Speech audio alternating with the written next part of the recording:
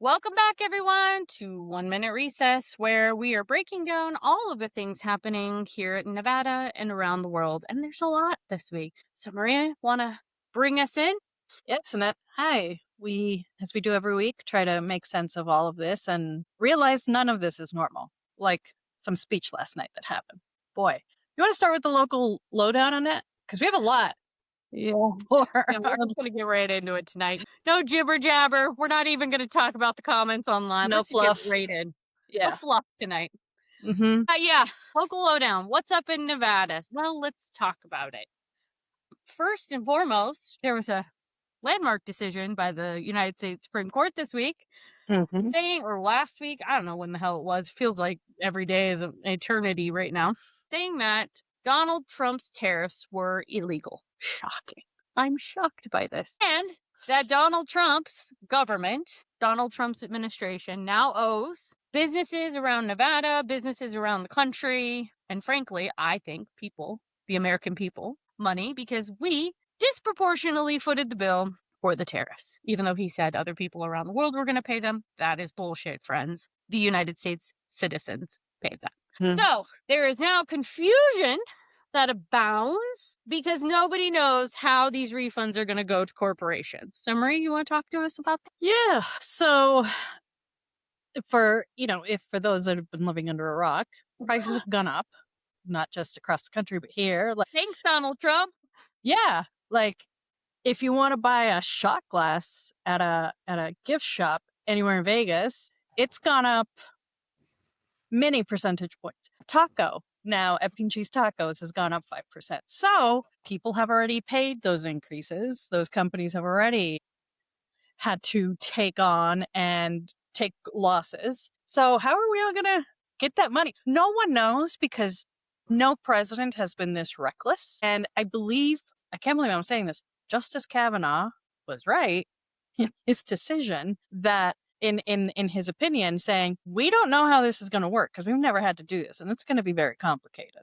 Like, is it going to work via lawsuits? Is it going to work via, I know that. And I will say Kavanaugh's dissent was more just to, kowtow to Donald Trump. I will say that. Yeah. So, him saying, oh, it's going to be so hard was kind of just let me throw a bone to Donald Trump. To Donald Trump, yeah. But in reality, so the Retail Association, who is one of my clients, put out a statement because the Federation of Retail, they were talking about this as well, because there are a lot of small businesses that are impacted. It impacts global supply chains. There's all kinds of shit that this is going to impact. And, the quote from the Retail Association here in Nevada was, for over a year, Nevada's retail sector has shouldered the burden of these costs. Clear and consistent trade policy is essential for economic growth, creating jobs, and ensuring opportunities for Nevada families. The ruling invalidates tariffs that have cost U.S. importers and businesses an estimated $160 billion to date. Billion. So now there's got to be a system created. There's got to be all these mechanisms put in place. Because like you said, this is historic. This has never happened before. We're living through yet another unprecedented historic moment. Yeah. Yeah. Wow. Who knows how it's going to work out? Who's going to enforce this? What's going to happen? So, sneak preview. We waited until after the State of the Union to film this because both of us wanted to watch the shit show and then really digest it for you and be able to talk about it here. So as it relates to tariffs, the Orange Menace, Mango Mussolini, did his State of the Union address. We're filming this Wednesday, so did it last night. And during that, you saw 4 Supreme Court justices walk in. So you saw Roberts, you saw Kavanaugh, you saw Amy Barrett, whatever, and you saw Kagan. That means there were a whole slew of other justices who didn't come.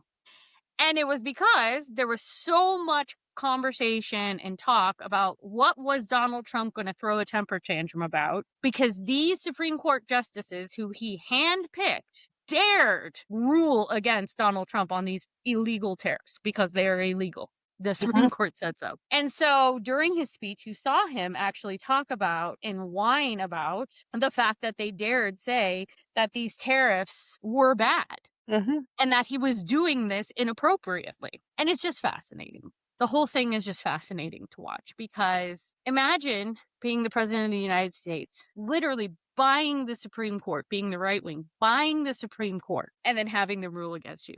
What a fucking loser. Yeah. That's all I gotta say. What a loser. Seriously, a fucking loser. Lame. And it's because you're doing illegal shit. Yeah. Dumb as rocks. And it's hurting businesses. It's hurting Nevada's businesses. It's hurting families. Yeah. It's the brunt of this has been on America's shoulders. Yeah. And he is someone who not only is he a loser for being the person who did the illegal things, thought they were okay, lost at the court, but then whined like a baby in front of them. In front of the entire United States last night on TV. Yeah. And they don't work for you. No, I mean, technically they're supposed to uphold the law. I know most days they don't. Yeah. But, like, technically that's what their whole gig is supposed to be. Yeah. And you could, if you think about it from, seeing all the branches of government when they're working normally, the Supreme Court is the one that just keeps a check on everybody, right? Just is supposed to be above everyone. And here he is thinking they're like his secretaries that are just supposed to rubber stamp like Congress because, Mike Johnson is doing whatever he wants. So 3 moments standing for him last night. I was like, lay off, calm down. Theatrics. Yeah, the constant. Yeah, be a master. Yeah, master. Yeah, that's great. Yeah, wild. What a wild time to be alive. So now apparently the first moment out of the gate on the tariff situation, Donald Trump was like, "Oh, I'm going to do 10% then." Then the next day it was up to 15%. So I was like, "This is like the Price is Right." They're just spinning a wheel at the White House, seeing what it lands on, what number they're going to pick now. And you know what reminds me of The Price is Right? I know we haven't gotten there, but you said it. When he would invite the people, like the guy from Venezuela, he would, come on down. It was like a game show. Come on down. Did he really release a prisoner and be like, and now it was like Maury Povich. It's like Maury Povich. All right, we can't get into this yet because there's so much there. And it's its own topic. So to be continued on the State of the Union because it was insane. So yeah, tariffs are a hot mess. This has never been done before. Donald Trump did illegal shit. His administration did illegal shit. His administration continues to hurt the economy, despite the nonsense he said. He continues to hurt businesses, and we all shouldered the burden of these tariffs. That's the bottom line here. And now they got to figure out a system to repay it. Great job, everyone. Once again, bang up job, Donald Trump. Job, USA. As they were clapping last night. It's fucking silly. Just silly. The whole thing. It's just silly. God. Okay. Envy Energy. Speaking of crazy shit. Thing to thing here. Envy Energy shareholders to shell out $63 million to overcharge customers. This is a story by the Nevada Current. As always, Dana Gentry, our friend and wonderful person in our lives, does a bang-up job covering this story about the PUC. So the PUC agreed on Tuesday this week to accept Envy Energy's offer to pay more than $63 million to customers who were overcharged by the utility since 2002. We were still in high school. And these people were overcharging Nevadans. It's like a monopoly on a public utility is not a good thing. No, yeah. Like, it's not a good idea because they could just do whatever they want. And even the regulatory body won't do anything until 24 years later. It's crazy. They were trying to, and Dana does a good job saying this, the agreement comes after Envy Energy initially attempted to pay back just a fraction of the amount it overcharged. Okay, so here's my proposition. Envy Energy, my power bill is about to skyrocket this summer because I like the air conditioner. I've already turned it on in my house most nights. I am willing to pay you a fraction of the bill. Yeah, right. Don't turn my power off. I want no accountability. I'm just going to pay a fraction of the bill this summer. Right, like I already paid a shit ton of money. Yeah. I would just pay you a fraction and you keep it on. Yeah. With the 63, or I think their own investigation said it was like $65.4 million that they overcharged. Did you And have enough money? at this point, right? Like, that's before I was even paying a power bill, right? Uh-huh. Before I owned a home. I was still in high school living with my mom and dad, right? You too. You damn right know. I better get a check. You better get a check because you know we were a part of that. $63 million? That's a lot of freaking money. Mm-hmm. Mm-hmm. Yeah. So, consumer complaints about insufficient refunds from NV Energy prompted the PUC staff to launch an investigation, which should be a no-brainer, in May of last year into the misclassifications of tens of thousands of multi-family residential customers as single-family customers going back to 2002. Jesus. Weeks later, state lawmakers took up a bill, which I was there for, in the Nevada legislature, that requires utilities to fully refund overcharged amount. It required an act of the Nevada legislature to get the utility to pay customers back. Mm-hmm. Crazy.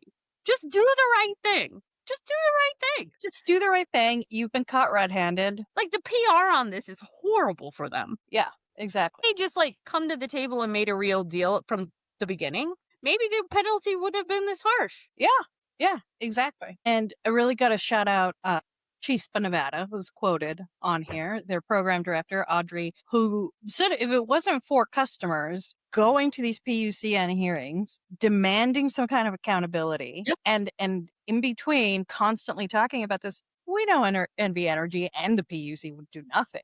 They would just sweep it under the rug. As always. Like they've been doing for 20. Yeah. I mean, she went on to say that the utility has a long history of harming customers it serves. Yet the PUCN continuously has allowed the company to increase its profits, raise prices, now through new demand charges, right? This just happened. And now, they don't want to be held accountable. Again, and who are we going to switch to? It's not like there's another power company. This is it. You want power, you got to pay them. Mm-hmm. But also, I think you and I have talked about this before. A lot of people put their bills on auto pay, right? Whatever, put it on auto pay. I don't have to think about it. There are two bills I refuse to put on auto pay. Mm-hmm. One is my NV Energy bill, and one is my Southwest gas bill. Yes. I fundamentally do not trust them. And every month I go in to see what the charges were for, where they're coming from, and how much they're charging me. Because I don't trust them. Not at all. Because they are a monopoly. Yeah. I once got charged like $600 for your house. Yeah, for a faulty one-story house. Yeah. Oh, it's you have, and they were like, do you have like high ceilings? Yeah, that could be it. I'm like, oh, $600. But because I had the bill, I was like, no, I'm calling, and then I asked for a supervisor, asked for another supervisor. I ended up getting a credit. Well, yeah, because it was wrong. I'm no energy expert here. But, I mean, your house is not ginormous. No, not at all. When you guys hooked up the solar panels, because now you have solar panels on your roof, what did that do to your energy bill? How did that change things for you? It did lower it. It did lower it to the point where, like, if we're not using a lot, we'll maybe pay like $20, which is good. But the issue with solar panels is you're also paying your loan of solar panels because nobody can afford to pay them off. So until you pay them off fully, then you really see the difference. It has helped a lot because I'd rather pay a solar company if I'm being honest. Yeah, 100%. Absolutely. Yeah. Well, wild times. If you've been impacted, you've been a victim of NV Energy. Let us know in the chat. We want to hear from you. What's your power bill like? Apparently, it's only going to go up. Donald Trump talked a lot about, there was one thing Donald Trump talked about last night that I actually agreed with him on, so mark this down, which was the data center stuff and how energy bills are increasing because of data centers. And it's something we have to think about because we have data centers here. We were actually one of the first states to have data centers. And he was like, yeah, these companies, they need to be building their own power supply so it's not draining our power supply like regular citizens, because regular citizens shouldn't be paying for that. Now, will Donald Trump keep that promise? Unclear. Just like he kept the Epstein files. Listen, I believe him. I believe this bottle more than Donald Trump. Something to watch. If you've been a victim FMP Energy. Put it in the chat. We want to hear from you. If you've been victimized by Regina George, raise your hand in the chat, friends. All right. God. I don't know. What the fuck else is going on in Nevada? It's been such a wild week. I haven't even been able to really keep up. Let's see. What else is going on in Nevada? Let's look it up. Oh, this is good news. Good news. We'll end this segment on good news. This is something I did see this week. Ooh. Well, actually, there's two things we should talk about. Let's talk about the bad news first. Bad news. Judge rules Lombardo's trans athlete ballot initiative can proceed, but with new description. For those of you who think this is a good idea, you're probably on the wrong podcast. This is a horrible, horrible slippery slope for our trans friends, our trans community. And the fact that Lombardo is putting this on the ballot is purely for turnout, red meat for the MAGA crowd to get them to turn out to vote against trans people. It's disgusting. So, sadly, with a new description, it is allowable to proceed. I still believe they have to collect the signatures for it. The basics of it is the description of this ballot initiative must, and this is in the Indy for those who want to look it up, we'll put it in the chat. The description must explicitly state that it would carve out an exception to the Nevada Constitution's guarantee of equal rights regardless of gender. So, because we have the ERA enshrined in Nevada's Constitution, this would now be a carve-out for just trans people, which is disgusting. Right. Ugh. Yeah, and the fact that the governor is behind this, keep that in mind when you go to vote. Exactly. Anyways, okay, so that's the ruling on that. But good news. Nevada officials want to keep, and this is also in the Indy, we'll put this in the chat, Nevada officials want to keep child vaccine rules intact after feds relax them. Because the federal government is apparently trying to kill us all, the Nevada officials want to keep the mandates for childhood vaccines, for measles, polio, hepatitis, things that could kill you. Diseases that try and kill you. Yeah. They want to keep those intact. It's important. So good job, Nevada lawmakers. This is something we should want. Yeah, exactly. Diseases, I forgot what state had a measles outbreak. There's several right now. Yeah. And my mom goes, didn't we get rid of that? Not no mo. Not no mo. Not no mo. Yeah, so this is based on several health agencies asking a state board to formally reject the Trump administration's guidance, which made more shots optional for school children. So both of these articles, we'll put them in the chat. So good job, Nevada, at least on vaccines. Glad we believe in science still. Oh, boy. It's crazy out there, friends. It's crazy out there. All right. We'll save State of the Union for last because, that's a whole fucking shit show. Hockey State of the Union. All right. WTF is happening in the world. God. It's been a big week in the world. 4-year anniversary of Ukraine. Yeah, starting with something light. Yeah. And there was an attack by Russia to celebrate. I mean, they're so fucking evil. So Donald Trump in his speech last night claims we're on a path to peace. Sure. I was like, did Putin write this for you? Jesus Christ. Weren't we on a path to peace the day you got elected and you were going to end it in 24 hours? But, now he claims it would have never started if he was president. If he was in his third term, is what he said. So, long story short, Ukraine is still being bombed. There was lots of bombings over the weekend. I actually have a friend whose partner is there. We have a lot of his family members are there. They're just seeing, again, mass casualties. There was an Olympic, I think, skeleton rider who was disqualified from the Olympics for wearing the helmet. Yeah, with all of the dead Olympic athletes who have died from Ukraine. So that's the thing. So, we're still obviously dealing with the Ukraine situation. So we can multitask, friends. There's lots of things going on there. Because all we do is meddle in international things. Let's talk about Mexico, Maria. Boy, where to start? Where to start with Mexico? Folks have probably seen the news, especially if you care about platinum points with certain hotels in Puerto Vallarta. But a Costco blew up too. We had the El Mencho, United States and Mexico, captured, but he was captured in Mexico. I don't know if the U.S. wanted to bring him here, a la Maduro, etc., but he was killed during his capture. And what happens after is an interesting mix of like legitimate fear and responses from the narcos in Mexico. But there has also been a lot of fanning of that flame when in reality, especially like today, I saw a video of a woman actually walking around Jalisco and she's like, things are getting back to normal. She's like, I'm seeing businesses back to normal. She was like, are people scared? Sure.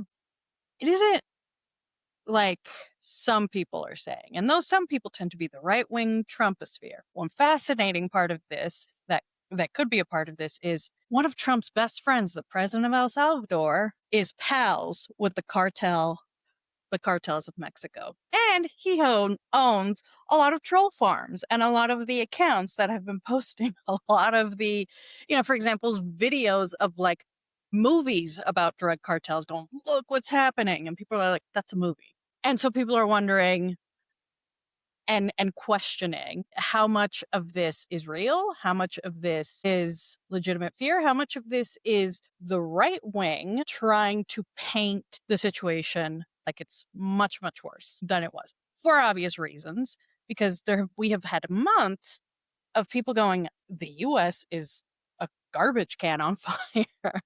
And Canada and Mexico look pretty stable. And now it's like your opportunity to make one of the other stable countries look a little better. My family's like, we're fine. We haven't seen anything crazy.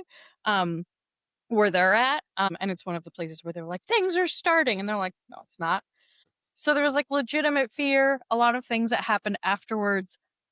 But it seems like a lot of people from the right wing sphere have taken on the opportunity, like disinformation, where you take a little bit of truth and you expand it and you make it, you add 99% or 90% lies or whatever, and to fit your agenda. We were in Puerto Vallarta in 2023 for my birthday.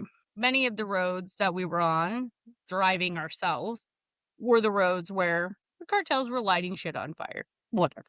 And one of the widely known things, and you and I talked about this on Sunday when things were literally blowing up, is that often in these places that are more touristy spots, there's a known kind of agreement with the cartels that they don't fuck around in those areas because tourists come and that's a big part of the economy in Mexico. Their leader got killed.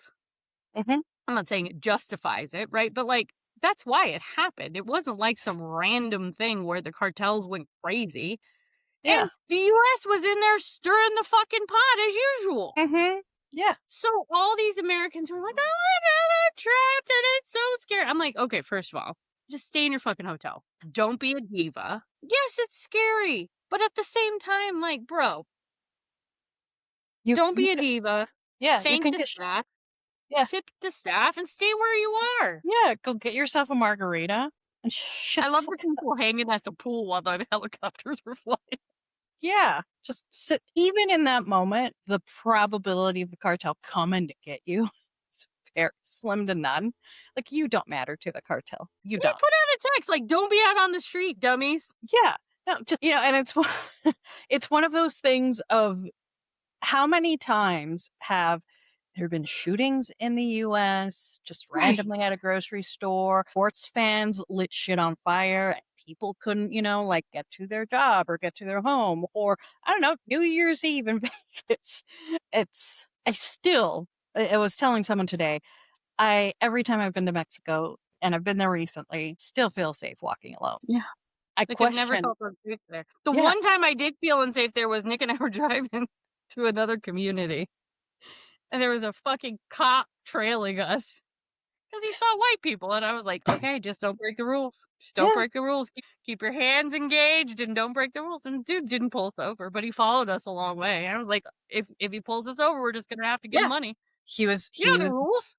He was waiting for you to break the rule and haggle away for how much money. Yeah. Listen, I know the ways. You've taught us the ways. So yeah. So everything is calming down now, is the bottom line. Yeah. Yeah. It is calming down. It is like there have been people that are like, things are starting to open back up. There was a curfew and all that. People follow the curfew. People, like, aside from what happened, like, they're not going out and, like, beheading civilians all across the country. They're not doing that. Because if you did that, by the way, the cartel runs what it runs, but the other cartels would get kind of mad if, like, one cartel just all of a sudden just started, like, it would actually start an actual war between the cartels, and that hasn't happened. Like, here's the other part of this that chaps my ass. You know, all these people are like, look at what the guns that the cartels have. Look at the equipment. oh, that where the do those cartels guns come from? I was gonna say, where do you fucking realize what you're saying? All of that shit is mass manufactured in the United States of America, and given to those cartels Yep. by the United States. Yep. Don't fucking sit here and think Mexico's like this terrorist community. We armed them. Yeah. And we helped create a lot of these cartels. Why? Because we meddle in all things south of our border. Yeah, because look, friends, look it up. Many of these cartels have helped the United States get money from these drugs and these arms sales so that then they can give that money to buy more arms to prop up right-wing governments across Latin America, especially. So, and by the way, the drugs come here. The demand is here. The laundering of the money is here. So we're not innocent in any of this whatsoever. It was interesting last night that he really didn't mention it once that I picked up on. Did he? No, because he's going to send Marco Rubio to be in charge of the cartel now. Marco fucking Rubio. What a piece of shit. Yeah. Him and Cash Patel, which we'll get to momentarily. All right, let's talk about Iran. Man, this is making me want to stressy. Next clusterfuck, Iran. Because we can't have a normal fucking week in this country. No, I thought he's the peace president. I thought, like, Iran's fine. Peace president. He already took out their nuclear capabilities, so now we need to bomb them more. Yeah. Apparently, there was a congressman this week who said we are 6 days away from the Iranian government having a nuclear weapon. I'm like, I thought you bombed them. I thought we took away that capability. So we're 6 days away? I thought you took care of that already. What happened to mission accomplished? We've been 6 days away, a day away, a month away for like the last 50 years. When's that actually going to happen? God. I swear to God, it blows my mind. Like, just looking at I'm looking at CNN right now because I'm like, well, let me have it up because, like, we're about to talk about all this shit. Cuba on the brink. We'll get to Cuba in a moment. Ukraine, breaking point. World Cup looming. Can Mexico contain the chaos unleashed by killing drug lord? Y'all, it is not Mexico you need to be worried about in this. Can the United States contain the chaos that is the Donald Trump administration? Yeah. I mean, I think people are more afraid of going to a game in the U.S. and then never coming back home because ICE took them. They love the game down there. They're not going to fuck with the World Cup. These cartels are not stupid. They're many things, but they are not stupid. No, they're smart business people. They're not actually going to ruin this opportunity. But Trump will. Of course. Oh, God. All right. So, Cuba, Iran. Which one? Where are we?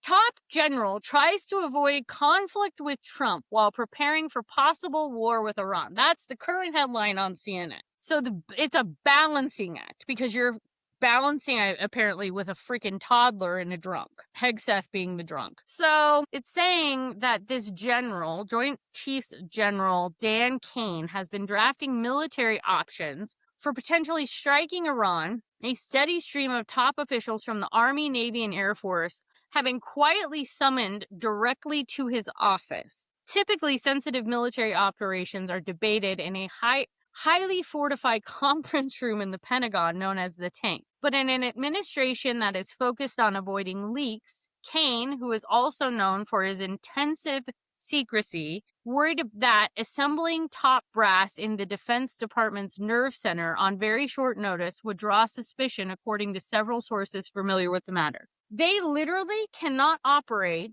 as usual because toddlers are in charge. Literal toddlers. It is horrifying to me. Like, this is not the way to make foreign policy. Peace president. Those concerns have not matched the rhetoric coming out of the White House, where President Donald Trump has been bullish on how easily the U.S. military could achieve victory through the exact dimensions of that success, though the exact dimensions of that success haven't been defined. Well, no shit. He's not going to give specific. He doesn't know what he's talking about. They haven't been defined. But he's out here. Bomb a country, but it hasn't been defined. We're just going to pin the tail on the donkey and see. So if you were a betting woman, where are you at on Iran right now? Oh, we're bombing them by like in the next week, right? Yeah, and it was 6 days away from bombing them. We're 6 days away from bombing them. Everybody said we were waiting for the Olympics to end, which, fine. Like, historically, they don't start wars during the Olympics. Okay, whatever. And then, obviously, dipshit had State of the Union, so I don't think he wanted to do it during that. I think within the next... I mean, astrologically, we were talking about this before the show. Like, everything's a hot-ass mess. If you follow astrology right now, which I am an avid follower of this, and stuff like ley lines and shit like that around Iran are just like ripe for this kind of activity. So it won't shock me that Donald Trump and his cronies do this shit. I think, though, it kicks off a much bigger war than they're anticipating. Don't you? Absolutely. Yeah. It kicks off a much bigger war because no one in the Middle other than one country really wants it. In the Middle East, even the people that are not friends with Iran, except Israel, because I don't know if Trump, he doesn't know shit, so he won't, but the Iranians won't take it lightly. One, they're a much older country than us, and two, they actually have very well prepared military, and three, their country is a literal fortress. Like, it's just, they know how to, if we do anything at all other than a bomb, land-based, anything, it's not going to be good. Good. But whatever, peace president. Just update wars. Start a day more. Okay, you added this one last minute. Now we're on to Cuba because, Donald Trump has a list of countries in the Western Hemisphere he wants to fuck with. So he's already fucked with Venezuela. Obviously, Colombia, where you were last week. Colombia's on the list. But Cuba is also on the list. Talk to us about the Cuba situation today and forces trying to kill some folks. Yeah. So if you got scared by an AP News alert like I did today, out there, you would have seen that out of nowhere there was a speedboat from registered in Florida, speedboat that fired. They fired first, according to reports, on Cuban military, and the Cuban military, because it's another country, it's their waters, killed the 4 people in the speedboat. And that's frightening because we're just going to outright take over Cuba, which we've always wanted to do for a long time. Yeah. But I thought you were the peace president. Now we're just going to be actually invading countries and buy a speedboat. Like, what cartel does Cuba run now? Like, they don't run any cartel. But this also comes after, the humanitarian crisis in Cuba has been worsening and worsening. And it's because many people point to it's so bad because of their system. It's so bad because not only have they been under embargo for decades, but we've made it worse, right? Like, all of the progress that Obama made on rolling back the embargoes, we just tighten it even more because Marco Rubio has this dream of just absolutely doing the worst thing to the country where his parents come from just because they don't think like the other side. Speedboats. Oh, God. All right. So all rows of what we've talked about so far, 4-year anniversary of Ukraine, Mexico, Cuba, Iran, lead us to first hockey and then the State of the Union. So let's talk about hockey first. The United States women's team for hockey won another gold medal. I believe this is their 3rd time winning a gold medal since the inception of the team. Back-to-back gold medals, incredible team, incredible coaching, should be awarded because, just incredible work generally. Mhm. I know often women's sports are not taken as seriously as men's sports. Why, I don't ever know, but apparently this is just a thing we do. Weird. So the women's team, at least Flava Flav, is celebrating them, having a whole Vegas weekend, putting them up in the greatest hotels, having them dine and do a glam day, like truly celebrating these Olympians. Yeah. After the women's gold medal win, I didn't see Trump call them. I didn't see any of our, administrations celebrate them. But then Mhm. the men's team this past Sunday morning, they go. There's several of the Golden Knights on that team, one of which is a big Trumper. None of you knew. Jack Eichel, huge Trumper. So they go and they also win a gold medal against Canada. I, for one, was rooting for Canada. Incredible game, I was told. I did not watch because I don't watch Trumpers play hockey. So, incredible game. Came down to like the last goal. It could have gone either way between Canada and the United States. United States wins the game. Kash Patel, for some strange odd reason, is there cheering on the men's hockey team. Allegedly has some sort of official business in Milan. What? Nobody knows. So, to me, the way it looked was the taxpayers of the United States funded a free trip for Kash Patel, once again, to go to the Olympics to cheer on his bros who play hockey. He is seen in the back chugging beers with the hockey team, celebrating America, celebrating the men's team. And then he calls dear leader Donald Trump, phones him in, and Donald Trump is a sexist pig as usual and is like, well, I guess I'm going to have to invite the women's team to the White House too. To which all of the hockey misogynists laugh. And Annette says, this is why she didn't wake up at 5 a.m. to watch men play hockey. Because I'm like, no, I'm not doing it with these motherfuckers. No, absolutely not. You want me to watch ice skating at 5 a.m.? Sure. They're great. You want me to celebrate the United States athletes who are normal fucking people? Absolutely.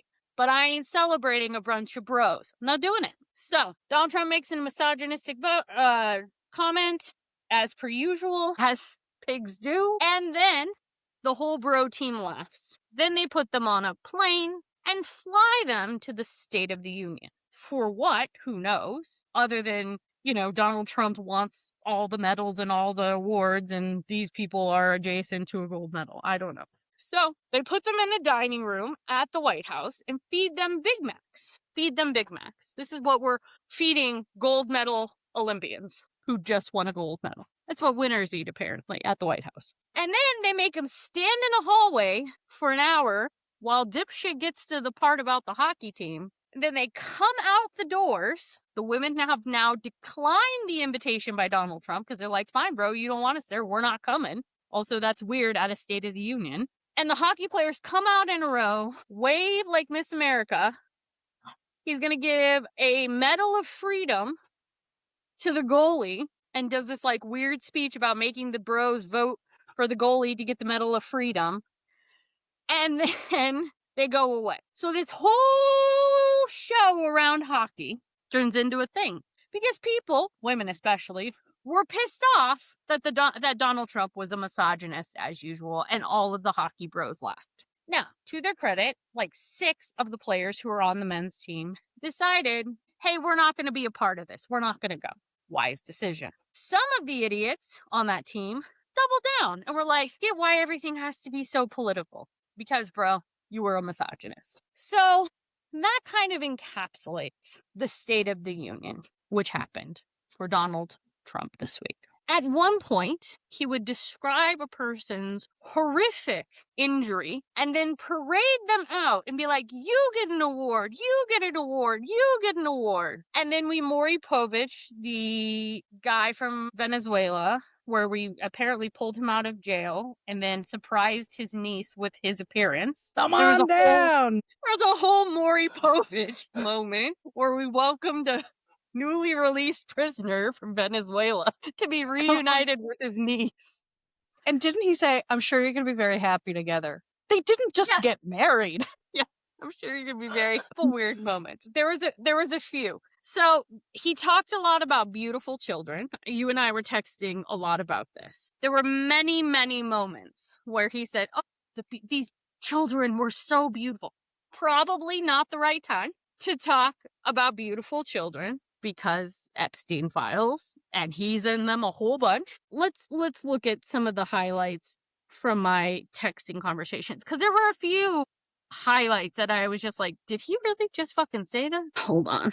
Let's see. Yeah. He talked about the Supreme Court justices, like we talked about. He talked about the lady who was like, and we have this woman who's a worker who's going to get lots of money now because of the tax breaks or some shit. And she's standing in the back like, I don't know. So that was weird. The IVF woman who could... Oh, yes, the IVF woman. That was weird. Who could... Which was a strategic choice, by the way, by the Republicans to talk about IVF. Yeah, exactly. And Sorry, to show... for everyone in the background who's hearing what's happening, Wednesday's reverse sneezing. I apologize. Aw, poor baby. She's fine. Okay. You good?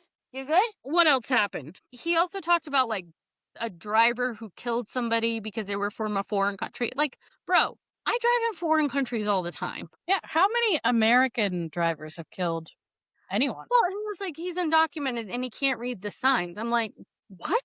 That's literally not like a stoplight, bro. Yeah, and street signs are made to be similar across the world. Universal. Like, yeah, I'll like, go. I'm not stop. stupid. That means stop. Yeah.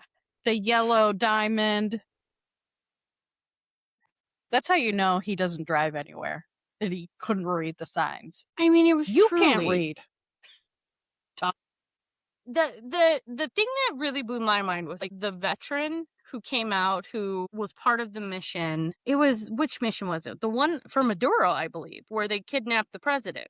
And he's like, his legs are mangled and he kept flying and it was bleeding out. You know, he's obviously like really going into a lot of detail. And then he's like, but here he is. Come on. And I'm like, you made the poor guy walk. The dude almost had his legs blown out. And you're making the guy walk. Come on down if you can. I was like, what a piece of shit. What kind of sick and twisted fucking game show? This is like the Hunger Games. The other thing that was unhinged last night about the speech was every time he would look at the Democrats, he would call them crazy and take jabs at them.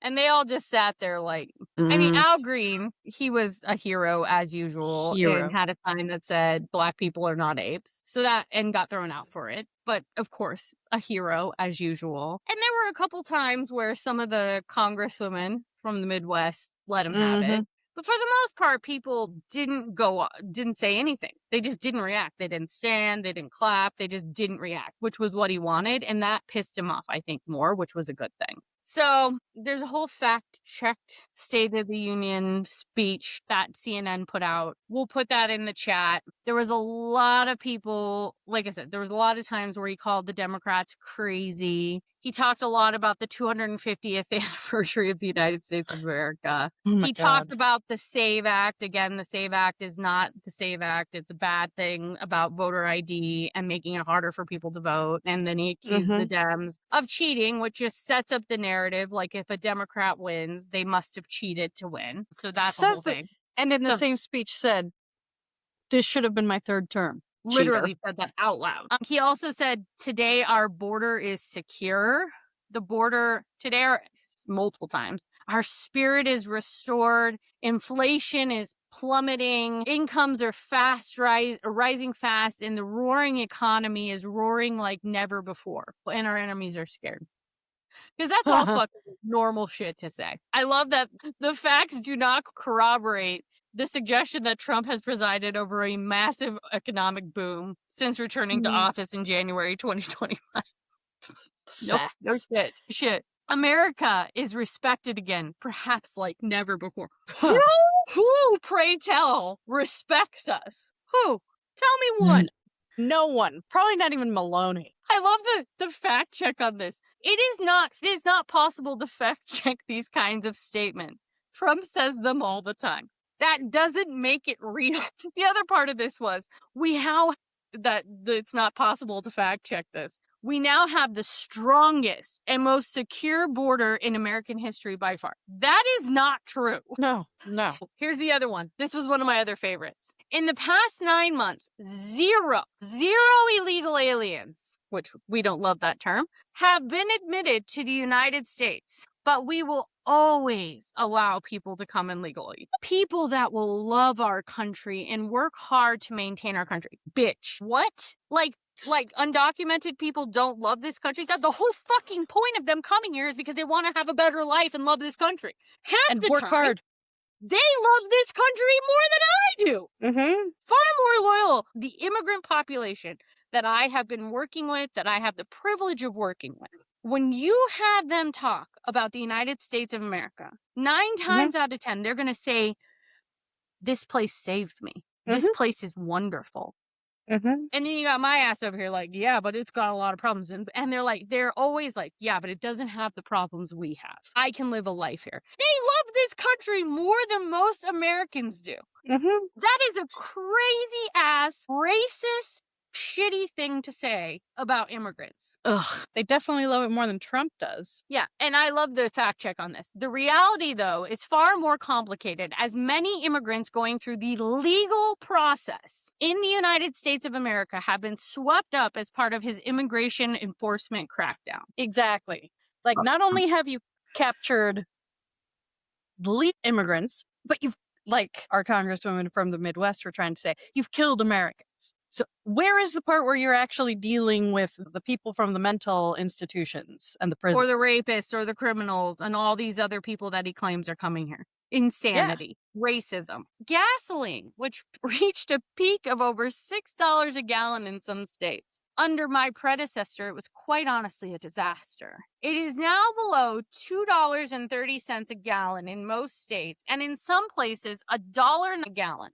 And when I visited the great state of Iowa just a few weeks ago, I even saw $1.85 a gallon for gasoline. First of all, nobody wants to go to Iowa. Just going to say that. I've been there. You've been there. Nobody wants to go there. I love our friend Matt. That's the only reason why I go there. No state had an average gas price on Tuesday when the State of the Union was held below $2.37 per gallon. Not even Iowa. Only 2 states had an average below $2 a gallon. And while there are some individual gas stations selling gas for below $2 a gallon, they are scarce. Liar. Mortgage rates are the lowest in 4 years and falling fast. The annual cost of a typical new mortgage is down almost $5,000 since I took office. This is the great conundrum of housing. Mortgage rates have dropped, but are nowhere near the COVID-era lows. Americans who don't own still feel locked out of the market. Yeah. And like houses are sitting on the market longer and longer. And I'm skipping through some of these because, like, this is crazy town. A short time ago, this was another fan favorite over here in this household. A short time ago, we were a dead country. Now we are the hottest country anywhere in the world. The hottest. I hope he means temperature-wise, like global warming, because, like, yeah, we ain't hot anywhere else. No, not at all. When I get in the cab in Vietnam, and the cab driver's like, what the fuck is wrong with your president? Yeah, I'm in Colombia, and it's so much better to come in and buy if you have euros than if you have dollars. I love that the fact check on this one was, Trump loves this line, and he wants people to believe it. Friends, if you have a passport and you've traveled literally anywhere else in the world in the past year, you know that is fundamentally untrue. This is my other favorite line. Our new friend and partner, Venezuela. New friend and partner. You mean the country we kidnapped the president of? To steal the oil? To steal the oil, because that's what made your gas prices go down. Because they stole shit. They literally Christopher Columbus'd your fucking oil, you idiots. Oh my God. At one point, I have to show you what I was doing. So Nick is in Chicago. I'm sitting there because I have to watch this because we're watching for, obviously, the show. But I'm also watching because of my other clients, because I have other clients I have to, like, do a response for. At one point, Wednesday's sitting behind me, and I'm just slumped over like this, like, make it end. Just make it end. Take me out. Just take me out. And, you can't take them. You can't smoke weed. I gotta, like, pay attention to this. Yeah. But you want the helicopter that took Maduro to take you out. Literally. Just take me out already. Come on down. Also, when he bragged about ending DE. But I have to say, my very favorite line, and you're going to react to this, and I'm going to read it and I'm going to let you react to it. And for all these reasons, I say tonight, members of Congress, the state of our union is strong. Our country is winning again. In fact, we're winning so much that we really don't know what to do about it. People are asking me, please, please, please, Mr. President, we're winning too much. We can't take it anymore. We're just not used to winning in our country. Until you came along, we were always losing, but now we're winning too much. What a beta cuck. What are you winning? We barely won a hockey game. He went into the hockey game. That's when he went into the gold medalist. Like, look, I'm adjacent to winners. That must make me a winner. It's literally crazy. I feel like I live in idiocracy every fucking day. But like last night, it was like on a next level, right? At one point he was talking again, saying racist shit about Somalis being pirates. He was giving literally all kinds of like awards because like we said, it was like The Price is Right. At some point, you get a medal and you get a medal and you get a medal. All Democrats, every single one of them, as he's looking at them, like trying to bait them, voted against these really important and very necessary, massive tax cuts. The fact check. Democrats did oppose the One Big Beautiful Act, arguing it spent too much on tax cuts for the wealthy, and it also cuts future spending on Medicaid and food assistance programs that are expected to hurt lower-income Americans. Facts are something he's not intimate with. Anyways, I spent a lot of today going through this article. I think they did a really good job breaking down the garbage, the bullshit, the lies. Because the speech was fucking riddled with this shit. Between all the awards and the Price is Right moments and the Maury Povich moments, it was riddled with disinformation and lies and inaccuracies. So we'll also put this in the chat because this was a really good breakdown of all of the nonsense that was in there. Anything I missed, Maria? Any other favorite moments that stand out to you? My favorite was the come on down to person we snapped up from Venezuela. He's going to be very happy with his daughter. Did you imagine? No, his niece. It wasn't even his daughter. His niece. Oh my God. They're be very happy with each other. You're going to be very happy together. They're not getting married. And then they like walk out. They didn't even have seats for them. They just walked out. Didn't even have seats. Everything. That was crazy. It was a crazy night. All right. Well, it's been another fun-filled week. There's been a lot to talk about. There's been a lot happening around the world. Any good personal updates? How's Colombia? Wonderful. Wonderful. Not having Trump on your TV screen every day was great for the soul. Colombia, a hot country. Yeah, actually good quality of life, great access to medicines at a very cheap price. Just very nice country. Wonder what doesn't have Donald Trump as a... Yeah. What's that like? Very nice. Like, it actually slept well. Well, I think that's the final bell, everyone. It's been another wild week in the United States of America. Yeah, another great week. And as per usual, in between now and the next wild week, can't wait to see what that week holds. Yeah, because God only knows what happens in the next 5 days. Yeah, apparently Iran's going to have a nuclear weapon by then. So before we all get blown to bits, just rate, review this podcast, like and share wherever you get your podcasts. And maybe we'll see you next week. 50-50, everyone. All right, guys. Thanks for watching. Bye.